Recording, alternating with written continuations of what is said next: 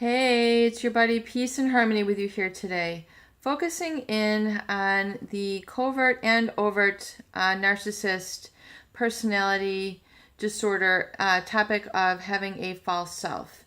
A narcissist is known as a cluster B personality disorder, as designated by the DSM-5R in the personality cluster B disorders.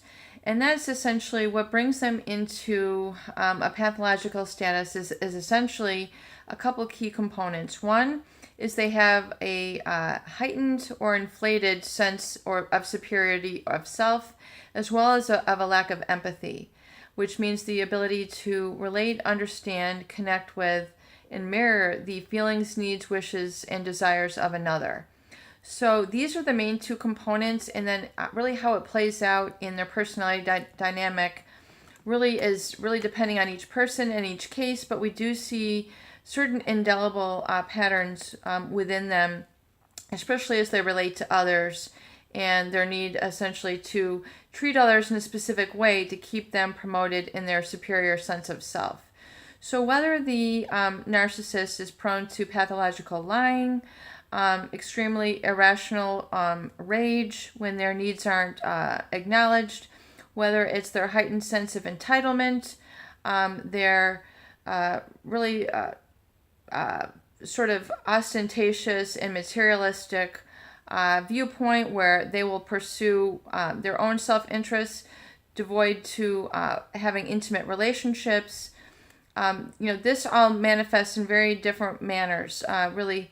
But I want you to understand that the narcissist, in essence, has what's known as a public self and then a private self.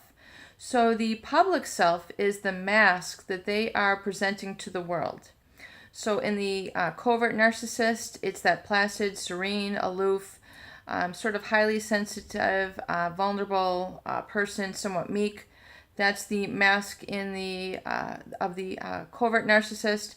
And likewise, in the overt narcissist, which is the one who's more really sort of really grandiose, the really out there sort of egotistical, who shows their status and their heightened sense of self with a lot of material goods, a lot of status brands, outwardly cocky, egomaniac, haughty, superior, snobby, snuffs out other people. That's really the covert narcissist, where you're able to really see and identify, wow, this person is really snooty or snobby or really an egocentric, egomaniac, just by their outward manners, the way that they're so, how they enter a room, how they try to command attention, how they only talk about themselves, how they constantly brag, boast about themselves. It becomes readily apparent. You don't have to wait years to figure out if this person is a narcissist or excessively self-admiring or self-important. So, but those realize that these are a mask that they are putting out there to the world, and so it keeps you from interacting with their genuine or authentic self. And generally, the narcissist, deep inside, they have an insecure side, a very sort of low self-esteem, a vulnerability that they're direly afraid of you having you see, acknowledge, and really care for. But it's really funny because it's the authentic self that you really do want to embrace, and all those external things that you might have, a car, a great house, great clothing, great jewelry, great job, all those makings and trappings of success, those are all part of having an authentic life. You have a gorgeous landscaping, beautiful boat. All these different things, can go along with having a true, authentic self that you've truly earned, and you don't feel you've realized that it's come to you by hard work, dedication, having good work ethic, good values, and being able to connect with people. So when they say, how did you do it? You can see that they're able to share with you, a genuine side, a vulnerable side. I started from nothing. I had to work hard. I had to get up early. I had to practice this. I had to learn English. I had to, go without food for some time. I had to live a very austere life. And they can tell you with heartfelt emotion how they created their wealth or how they created their position, and they can tell you their life story from that. But you don't always get that connection or integration of public and private self from the narcissist. So when you see if they're having difficulty having and holding intimate relationships successfully, it's because they've so severed and disconnected that public self with the private self. So they've kept that private self very very sheltered and very much to themselves, and so they keep it kind of cloistered away, or basically they haven't given it any sort of life or air or communication. But yet that which is denied tends to grow, and it tends to create abuse. So that which is denied will gain power.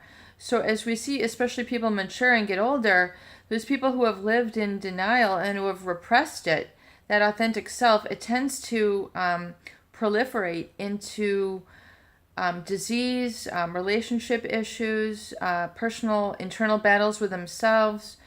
They feel at odds with themselves or at odds with the world because they've so lived in denial. And that which is lived in denial can tend to create pain and a lot of other issues, not only emotionally but physically, financially, employment-wise as well, because the narcissist can be extremely adept at the pathological lying, the charming behaviors. They can become really, really good at that. But that is what you're interacting with, and realize that there's a private self, an authentic self, which is essentially in hiding. And really, the people who have been most intimate with a narcissist feel that there's something missing, or that they're really striving to connect with them on a different level. And it's usually that authentic level that they're really trying to speak up for and saying, this is what's missing. I feel like you're not able to share with me, this, and this, especially when it comes to illness or certain other human qualities. They have such a superior sense of self that it's difficult for them to kind of, be a human being. It's difficult for them to show their human side, their weak side, their real side, their authentic side to others, because it shows a human limitation, which they really should embrace, because it's the authentic self which really sets you free. So we see, even in older age and in illness, that the mask of the narcissist is they're still trying to retain that intact. So they get embarrassed if they're sick. They get embarrassed if 911 has to be called. They don't want to be seen as needing assistance or needing help, or being less than perfect or less than superior. So realize that there's this dichotomy going, and realize that if you are interacting with the mask of that narcissist, that's not truly who you're in love with. That's not truly the person who you're dating or married, that there's another person underneath that has really been striving for concealment and hiding. But, if you feel that there's that person who's, lurking within, and you see that mask crack, that's the real person who you are dealing with. Peace and harmony with you here today. I hope this video does help. Please share and please subscribe for more great tools, videos, discussion, and support.